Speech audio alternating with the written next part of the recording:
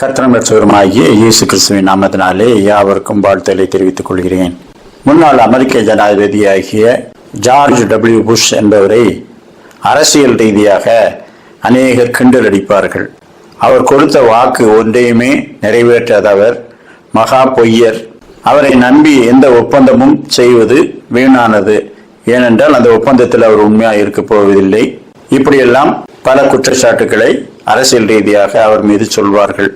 அவர் மீது மட்டுமல்ல, அந்த தேசத்தின் எல்லா ஜனாதிபதிகளுக்குமே அப்படிப்பட்ட இயல்புகள் உண்டு. ஆனாலும் ஜார்ஜ் புஷ் அவர்களை கிண்டல் அடித்து கார்ட்டூன் போடுவது போல ஒரு கதை சொல்வார்கள்.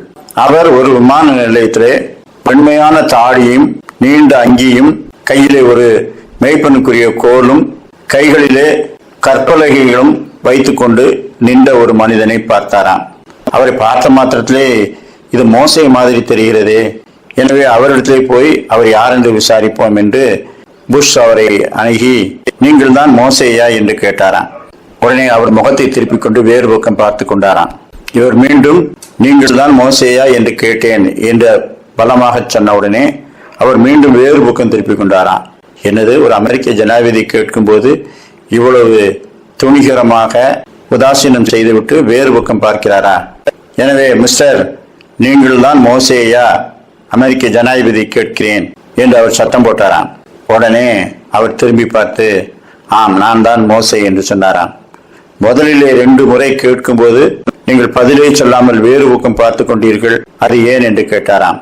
உடனே மோசே பணிவாக, ஐயா, அநேக வருஷங்களுக்கு முன்பாக வனாந்திரத்திலே ஒரு புஷ் முன்னால் நின்றேன்.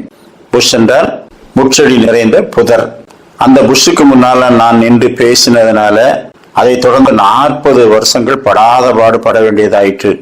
இப்பொழுது மீண்டும் ஒரு புஷ் முன்னால் நின்று நான் பேசினேன் என்றால் இன்னும் என்னென்ன பாடுபட வேண்டியது இருக்குமோ, அதனால்தான் புஷ் முன்னால பேசுவதை நான் தவிர்த்தேன் என்று சொன்னாராம். அப்போ அந்த புஷ் என்ற வார்த்தையை வைத்து ஜனாதிபதியை கிண்டல் அடிக்கிறார்கள் என்பது தெரிகிறது. ஆனால் இதிலே ஒரு உண்மை இருக்கிறது.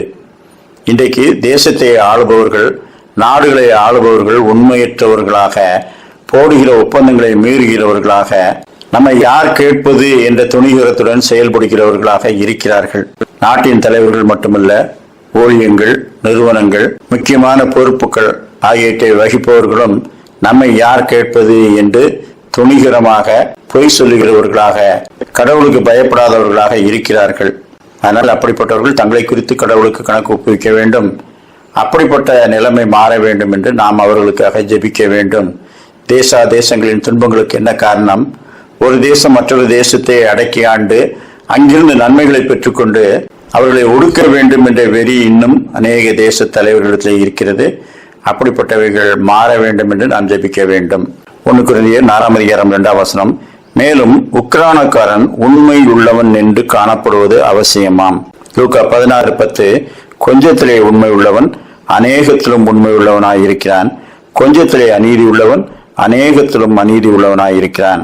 நாம் தலைவர்கள், பொறுப்புள்ளவர்கள், அவர்கள் கர்த்தருக்கு முன்பாக பயந்திருக்கும் பிடிக்கும், உண்மை உள்ளவர்களாக இருக்கும் பிடிக்கும், கேட்பதற்கு யாரும் இல்லை என்ற துணிகரம் கொள்ளாமல் கர்த்தருக்கு பயந்திருக்கும் பிடிக்கும் நாம் அவர்களுக்காக வேண்டிக் கொள்ள கடவோம்.